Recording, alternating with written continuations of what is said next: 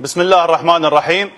استنادا إلى توجيهات القائد العام للقوات المسلحة بإيلاء ملف شؤون المخدرات الأهمية القصوى وبإشراف شخصي ومباشر من قبل معالي وزير الداخلية السيد عبد الأمير الشمري، واستمرارا لسلسلة عملياتها النوعية بعد ارتباطها بالسيد الوزير بشكل مباشر، نفذت المديرية العامة لشؤون المخدرات والمؤثرات العقلية في وزارة الداخلية عملية أمنية كبرى سجلت في تاريخ العراق استغرقت مدة 72 ساعة من تاريخ 3/8/2023 ولغاية 6/8/2023، أسفرت عن الإطاحة بأبرز شبكات المتاجرة بحبوب الكبتاجون المخدرة، تمتد جرائمها من إقليم كردستان إلى وسط وجنوب وغرب العراق.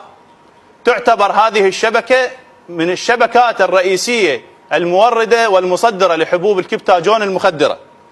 بدأت سلسلة المداهمات في مناطق